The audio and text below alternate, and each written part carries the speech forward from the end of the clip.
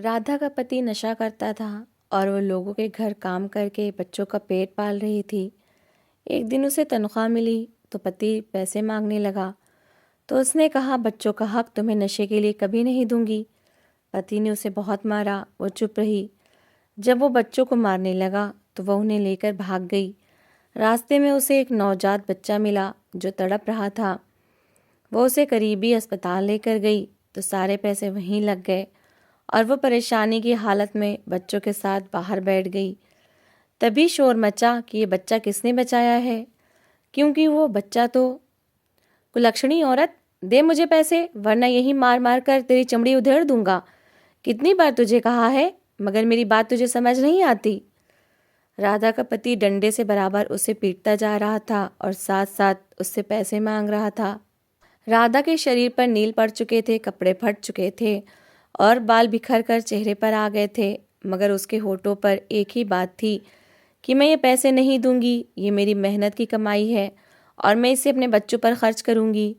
वो खाने के लिए तरसते रहते हैं, दो दो दिन भूखे रहते हैं, मगर तुझे सिर्फ अपने नशे की पड़ी रहती है। ज़रा तुम्हें बच्चों का ख्याल नहीं आता।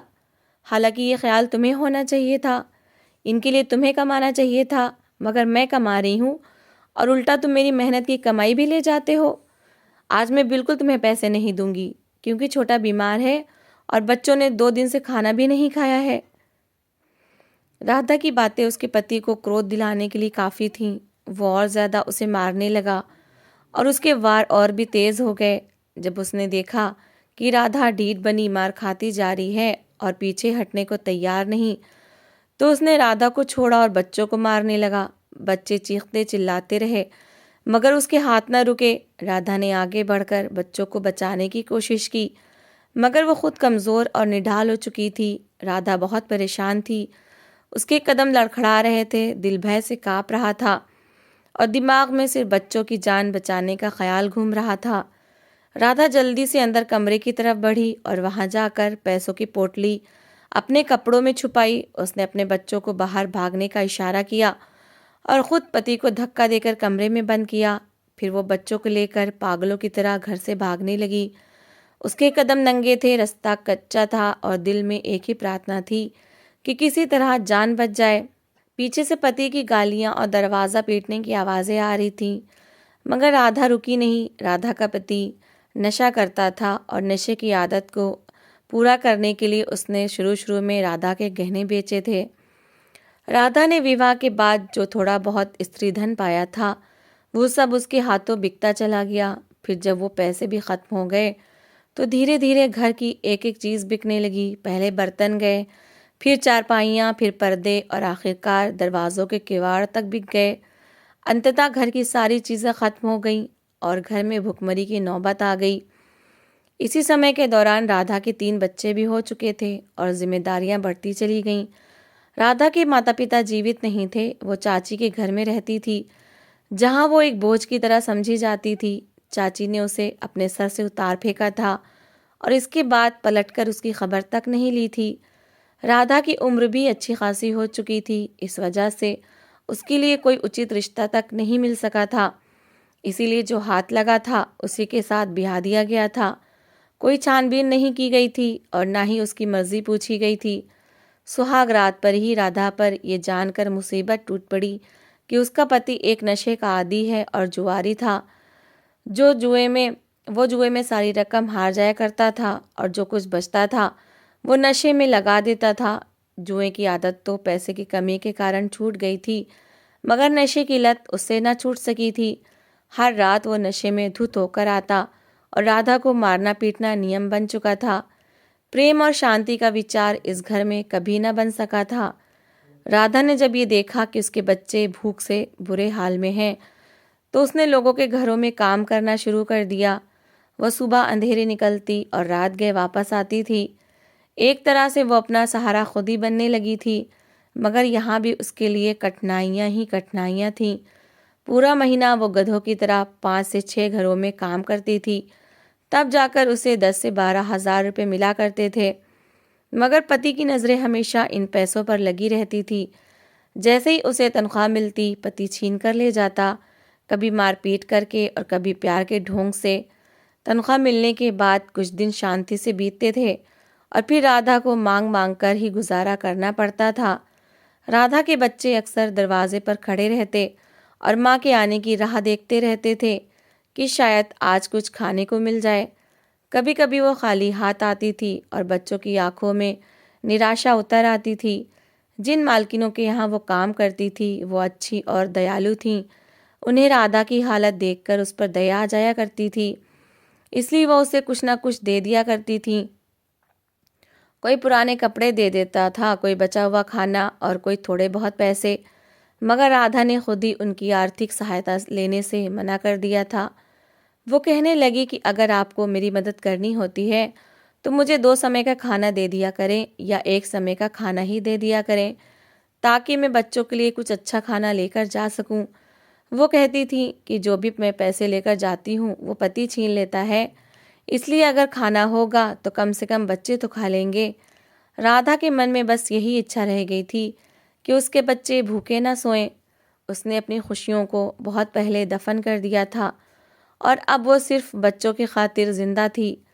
राधा के लिए हर दिन एक नई परीक्षा लेकर आता था। कभी बच्चे बीमार पड़ जाते थे और दवा के पैसे नहीं होते थे, कभी किराया देना मुश्किल हो जाता था और कभी बिजली का बिल। मगर वो हर हाल में हिम्मत से काम लेती थी और हौसला टूटने नहीं देती थी। उसके चेहरे पर मुस्कुराहट कम ही आती थी, मगर बच्चों के सामने वो हमेशा मजबूत दिखाई देती थी। नवरात्रि का पवित्र समय गुजरा तो सारी मालकिनों ने उसे तनख्वाह की रकम के अलावा भी बहुत सारे पैसे अतिरिक्त दिए थे। ये उसका पूरा महीना मन लगाकर मेहनत करने का इनाम था जो मालकिनों ने उसे दिया था। ये पैसे पाकर वो बहुत ज़्यादा खुश हुई थी। उसे सोचा था कि इन पैसों के बारे में अपने पति को भनक भी नहीं पड़ने देगी और बच्चों के लिए कुछ अच्छा खाना लेकर जाएगी। इसके अलावा कपड़े भी बच्चों के लिए बना लेगी। पिछले त्यौहार पर तो उसे मालकिनों के बच्चों की उतरन मिल गई थी, वही उसने बच्चों को पहना दी थी। मगर आने वाली दिवाली पर वो अपने बच्चों को नए कपड़े पहनाना चाहती थी। हर माँ की तरह उसके मन में अपने बच्चों के लिए बहुत सारी इच्छाएं थीं, मगर वो नहीं जानती थी कि उसके पति को किसी न किसी तरीके से खबर हो ही जाएगी। उसने वो पैसे छुपाकर एक पोटली में डाल रखे थे, मगर उसके पति ने अपनी बेटी को बातों के जाल में फंसाकर उस मासूम से सारी बात उगलवा ली थी और उसने बाप को बता दिया था कि माँ के पास पैसे हैं और उन्होंने कहीं पर छुपा कर रखे हैं। यहीं पर राधा की जैसे शामत आ गई थी। उसके पति ने उसे मारना शुरू कर दिया था और हर तरह से प्रताड़ित किया था, मगर उसने भी जैसे कसम खा रखी थी कि अपनी मेहनत की कमाई का 1 रुपया भी इसे नहीं देगी, और उसने वो कसम पूरी भी की थी। उसे 1 रुपया भी नहीं दिया था और अब उसे घर के एक कमरे में बंद करके वो अपने बच्चों के लिए पागलों की तरह भाग रही थी। रात गहरी होती जा रही थी, मगर उसे आसपास का जैसे होश ही नहीं था। उस रात जब उसने बच्चों को लेकर घर से भागने का फैसला किया तो उसके मन में डर भी था और उम्मीद भी। डर इस बात का कि ना जाने आगे क्या होगा, और उम्मीद इस बात की कि शायद अब जिंदगी बदल जाए। वो अंधेरी गलियों में भागती रही, यहाँ तक कि सांस फूल गई और कदम लड़खड़ा गए, मगर उसने बच्चों के हाथ मजबूती से थाम रखे थे। उसे पता था कि अगर आज रात वो रुक गई तो शायद कभी दोबारा उठ न सकेगी। राधा के मन में एक खामोश प्रार्थना थी कि कोई उसे और उसके बच्चों को इस अत्याचार से बचा ले। वो नहीं जानती थी कि आगे क्या होगा, कहाँ जाएगी और कैसे जिएगी, मगर इतना ज़रूर जानती थी कि अब वो अत्याचार सहने के लिए वापस नहीं जाएगी। उसने ज़िंदगी के सबसे बुरे पलों में भी हार मानने से इनकार कर दिया था और यही उसकी सबसे बड़ी ताकत थी।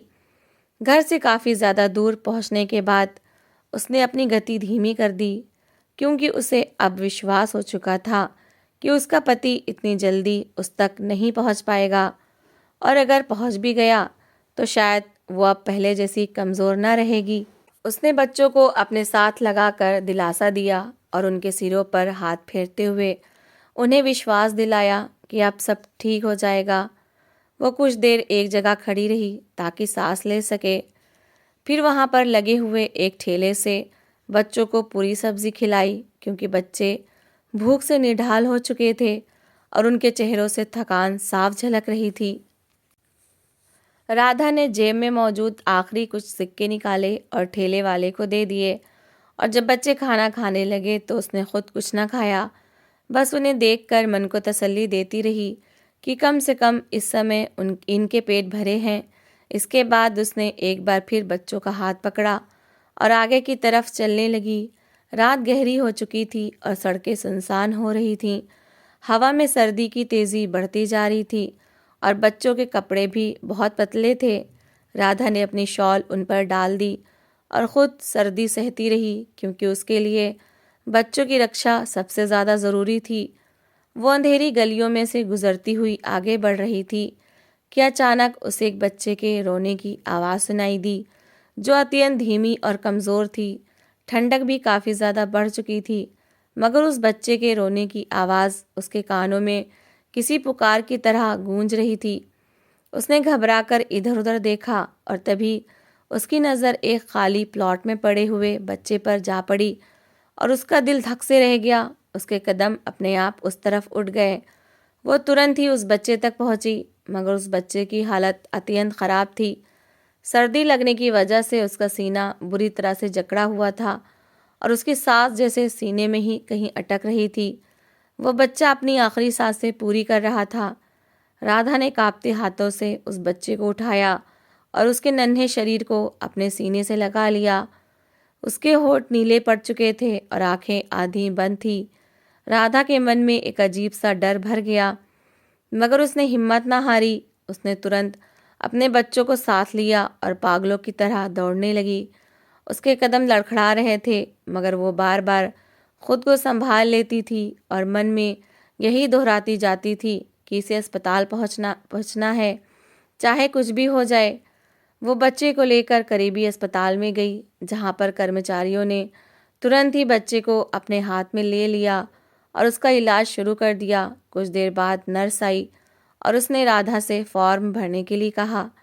राधा इस बच्चे के माता पिता को नहीं जानती थी, मगर वो ये भी नहीं जानती थी कि अगर उसने सच बता दिया तो शायद इस बच्चे का इलाज ना हो पाए। इसलिए उसने माँ के कॉलम में अपना नाम लिखवा दिया और मन ही मन प्रार्थना की कि ईश्वर इस झूठ को माफ़ कर दे, क्योंकि ये झूठ किसी की जान बचाने के लिए था। इसके बाद वो एक कोने में खड़ी हो गई और हाथ जोड़कर बच्चे की तरफ देखती रही।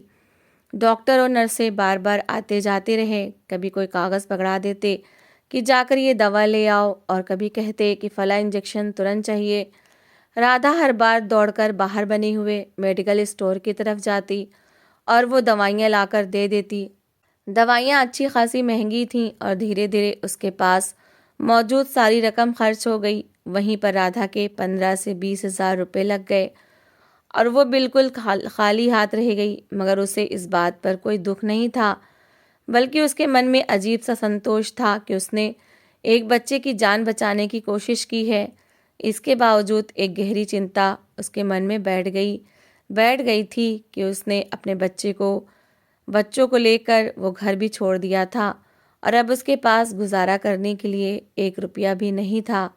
उसके बच्चे उसके पास बैठे हुए थे और डरी हुई आंखों से आसपास देख रहे थे। राधा ने उन्हें अपने साथ लगाया और कहा कि डरो मत, सब ठीक हो जाएगा।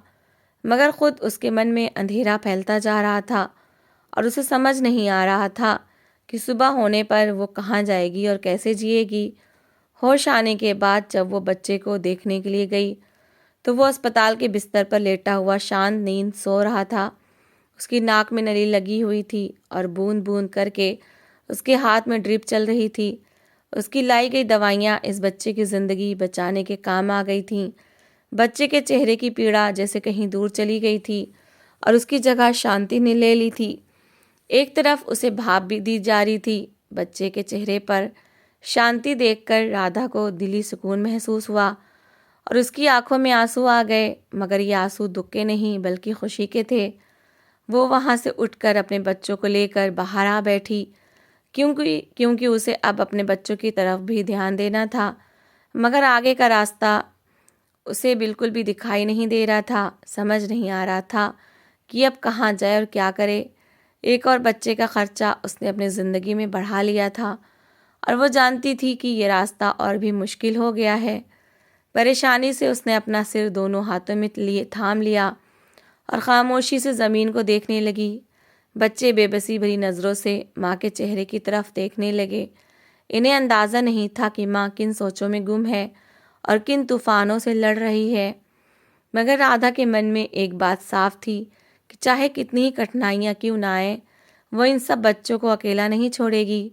और इसी विश्वास के सहारे वो इस अंधेरी रात में भी एक नई सुबह की उम्मीद लगाए बैठी थी।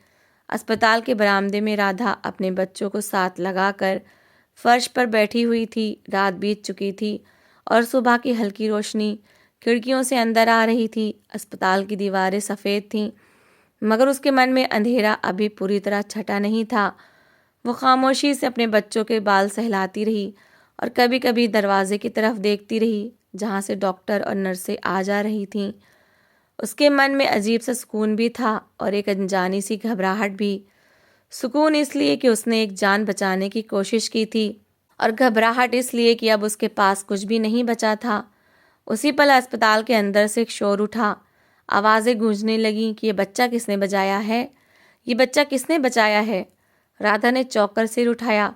उसने देखा कि कुछ नर्सें तेज़ कदमों से बरामदे की तरफ आ रही हैं और उनके साथ 2-3 डॉक्टर भी हैं। कुछ दूरी पर कुछ बहुत अमीर लोग खड़े थे, जिनके कपड़ों और अंदाज से अमीरी साफ झलक रही थी। वो लोग परेशानी की हालत में इधर उधर देख रहे थे, जैसे किसी को ढूंढ रहे हों। राधा ने पहली बार ध्यान से उन अमीर लोगों को देखा। उनके चेहरों पर चिंता की लकीरें थीं और आंखों में नींद की लालिमा थी। इनमें एक महिला सबसे आगे थी, जिसके व्यक्तित्व से गरिमा और आंखों से बेचैनी झलक रही थी। नर्स ने ऊंची आवाज़ में राधा का नाम लिया। राधा ने धीरे से हाथ उठाया और खड़ी हो गई। उसके कदम लड़खड़ाए, मगर उसने खुद को संभाल लिया। वो महिला ये नाम सुनकर आश्चर्य से चौंक गई और तेज़ कदमों से राधा की तरफ बढ़ी। वो महिला राधा के सामने आकर रुक गई और कुछ पल उसे खामोशी से देखती रही। फिर उसकी आंखों से आंसू बहने लगे। उसने अचानक राधा को गले से लगा लिया। राधा स्तब्ध रह गई, जैसे उसे विश्वास ही ना आ रहा हो कि ये सब उसके साथ हो क्या रहा है। फिर वो महिला राधा के कदमों में बैठ गई और ज़ोर ज़ोर से रोने लगी। वो बार बार यही कहती रही कि तुम्हारा धन्यवाद कि तुमने मेरे बच्चे की जान बचा ली है। राधा घबरा गई और तुरंत उसे उठाने की कोशिश की, मगर वो महिला उसके हाथ पकड़कर रोती रही और धन्यवाद देती रही। उसी समय एक डॉक्टर ने आगे बढ़कर सबको बताया कि ये बच्चा इन अमीर माता पिता का है, जो अस्पताल से चोरी हो गया था। अपहरणकर्ताओं के पीछे पुलिस लग गई थी और घबराहट में वो बच्चे को एक खाली प्लॉट में छोड़कर भाग गए थे। डॉक्टर ने यह भी बताया कि बच्चा पहले से सांस की बीमारी का शिकार था और ज़्यादा ठंड बर्दाश्त नहीं कर सकता था, इसलिए अगर कुछ देर और हो जाती तो शायद इसकी जान न बचती। ये सुनकर महिला ने दोबारा राधा के हाथ पकड़ लिए और आंसुओं में डूबी हुई आवाज़ में कहा कि तुम ईश्वर की तरफ से भेजी हुई मदद हो। राधा की आंखों में आंसू आ गए, मगर उसने खुद को मजबूत रखा और बस इतना कहा कि मैंने जो किया वो मेरा कर्तव्य था। वो अमीर महिला बहुत खुश थी। उसने राधा से पूछा कि तुम कौन हो, तो राधा ने संक्षिप्त शब्दों में अपनी सारी जिंदगी की कहानी सुना दी। वो महिला काफ़ी दुखी हुई, मगर फिर उसने तुरंत अस्पताल के प्रशासन से कहा कि जो भी राधा का खर्च हुआ है वो सब चुकाया जाए। फिर उसने अपने बैग से कागजात निकाले और राधा के हाथ में पकड़ा दिए। उसने कहा कि ये छोटे से घर के पेपर्स हैं जो मैं तुम्हें उपहार में दे रही हूँ, ताकि तुम और तुम्हारे बच्चे शांति से रह सकें। राधा के हाथ कांपने लगे। उसे लगा जैसे कोई सपना देख रही हो, मगर वो सपना नहीं था, बल्कि हकीकत थी। उस महिला ने यह भी कहा कि वो राधा के लिए नौकरी का इंतज़ाम करेगी और उसके बच्चों का सारा खर्च भी उठाएगी। वो चाहती थी कि राधा अब कभी किसी के अत्याचार का शिकार ना हो। राधा की आंखों में आंसू भर आए। उसने आसमान की तरफ देखा और मन ही मन ईश्वर का धन्यवाद किया। उसने सोचा कि शायद भगवान ने उसकी सारी तकलीफ़ों का जवाब एक ही पल में दे दिया है। राधा ने अपने बच्चों को पास बुलाया, उनके सिरों पर हाथ रखा और फिर और पहली बार दिल से मुस्कुराई। वो अमीर परिवार राधा का बहुत आभारी था। वो सब बार बार उसका आभार व्यक्त करते रहे। तो दोस्तों, इस कहानी को लेकर आपकी क्या राय है, कमेंट बॉक्स में ज़रूर बताएं। और अगर आपको हमारी आज की कहानी अच्छी लगी हो तो प्लीज़ इसे लाइक ज़रूर करें। अगर आपने अभी तक हमारे चैनल को सब्सक्राइब नहीं किया तो ज़रूर कर लीजिए। तो मिलते हैं ऐसी ही एक और मोटिवेशनल कहानी के साथ। Thanks for watching.